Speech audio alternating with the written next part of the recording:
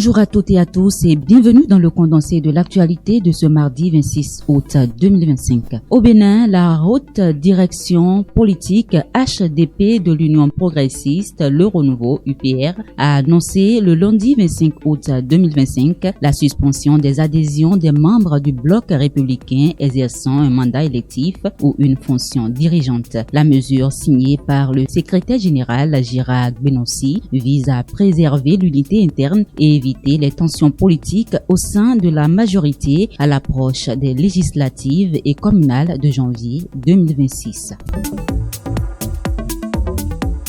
Opération coup de poing à Godomain. Du 18 au 24 août 2025, le commissariat de Godomain a mené une vaste opération sécuritaire baptisée coup de poing. 13 ghettos ont été démantelés et 118 suspects interpellés, dont 48 pour vol et 3 pour cybercriminalité. Les forces de l'ordre ont également saisi des drogues, une moto volée et 30 motocyclettes mises en fourrière. Cette opération dirigée par le commissaire Constant Zanou illustre la détermination à lutter contre l'insécurité et les réseaux criminels.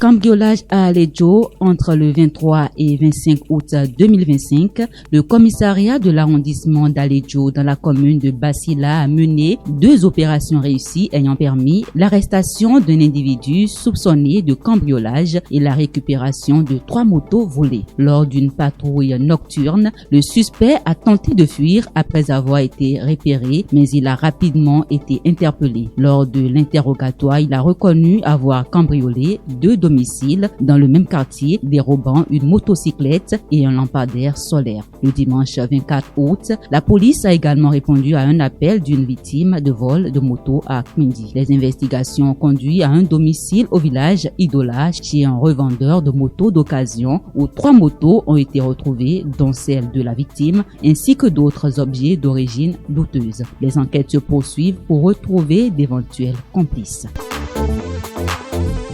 Cap sur les élections à venir. La Sénat recrute des agents électoraux pour les législatives et communales de 2026. La Commission électorale nationale autonome Sénat a lancé le vendredi 22 août 2025 le recrutement des agents électoraux en vue des élections législatives et communales du 11 janvier 2026. 3 catégories de postes sont concernées: coordonnateur CA et CZ, assistant ACA et ACZ, et membres des postes de vote MPV.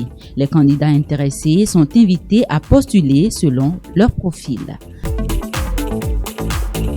À l'international, précisément en Côte d'Ivoire, l'enregistrement des dossiers de candidature pour les élections présidentielles a déjà démarré. À ce jour, 30 candidatures ont déjà été enregistrées, dont celle de Gbagbo et Thiam. Bien qu'ils aient été radiés de la liste électorale, les leaders du Parti des peuples africains Côte d'Ivoire PPACI et du Parti démocratique de Côte d'Ivoire Rassemblement démocratique africain PDCI RDA ne renoncent pas à la course. C'est tout pour ce condensé de l'actualité. Merci pour votre fidélité au programme de DB Media. Diana Teko, retrouvez-moi très prochainement pour un nouveau tour d'horizon.